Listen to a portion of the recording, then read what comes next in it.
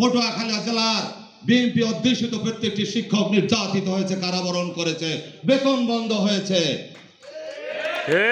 প্রিয় নেতৃবৃন্দ, এই ফ্যাসিস্টদেরকে আপনাদেরকে চিনে রাখতে হবে। আমরা বেসরকারি শিক্ষকেরা জাতীয়করণ কেন পাই না? এর একটি কারণ, প্রাথমিক বিদ্যালয় ছিল শেখ হাসিনার আপন কন্যা পুত্র, আমরা ছিলাম হতি। আমরা সব সময় চিহ্নিত হতাম মাধ্যমিক সেক্টর বিএনপির দোসর হিসাবে। তাই প্রত্যেকটি শিক্ষকের প্রতি আহ্বান থাকবে, আমাদের যারা পূর্বসূরি ছিল 75 টাকা বেতনে চাকরি করত, পটুয়াখালী রূপালী ব্যাংকে আমাদের প্রধান শিক্ষক সাহেব বেতন নিতে আসতেন। সেই প্রধান শিক্ষক সাহেব বেতন নিয়ে যাওয়ার পর অনেকগুলো ভাউচার দিতেন বা অনেক কিছু করতেন, আমরা মোটামুটি একটা বেতন পেতাম। আমার নেতা শহীদ প্রেসিডেন্ট জিয়াউর রহমান, মাওলানা মন্নান ধর্মমন্ত্রী, তার মাধ্যমে আমাদেরকে অ্যাকাউন্টে বেতনের ব্যবস্থা করে।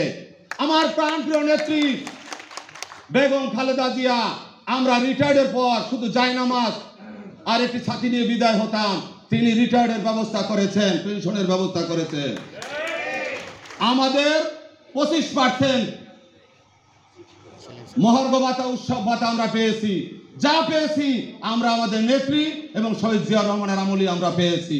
তাই উদাত্ত আহ্বান থাকবে, আপনারা ঐক্যবদ্ধ হয়ে বিএনপির হাতকে শক্তিশালী করুন। আর আগামী দিনে আমরা কি পেতে চাই?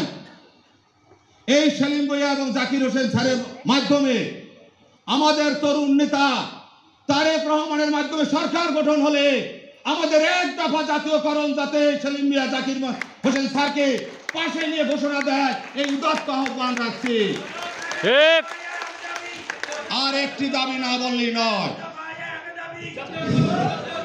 এখানে যে সমস্ত নেতৃবৃন্দরা আসছেন ঢাকা থেকে, একটি দাবি, 17 বছরে আমরা কোন সহকারী শিক্ষকেরা স্ট্যান্ড হেডমাস্টার হতে পারি নাই।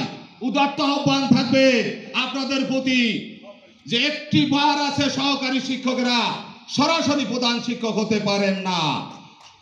আপনারা 17 বছরে যদি ওই চেয়ারে প্রধান শিক্ষক বসে থাকেন, তাহলে আওয়ামী লীগের প্রধান শিক্ষকরাই বসেছেন। আমরা যাতে এমন একটি সিলিং করে 10 বছর বা 15 বছর অভিজ্ঞতা হলে প্রধান শিক্ষক হতে পারবেন সরাসরি। আর এই সিলিং যদি আপনারা ঢাকা থেকে না করেন বা এই দাবি যদি আদায় না করেন, তাহলে আমরা আবারও এই দীর্ঘ এত তজ্জার পরও, এত অত্যাচারের পরও কোনোদিনই হেডমাস্টার স্যারের চেয়ারে বসতে পারবো না এবং বিএনপিকে মানে ঐক্যবদ্ধ করতে পারবো না।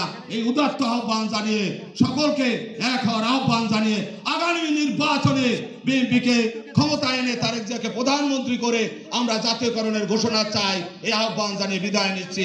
খোদা হাফেজ। বাংলাদেশ জিন্দাবাদ। শহীদ জিয়া অমর হক। খালেদা জিয়া জিন্দাবাদ।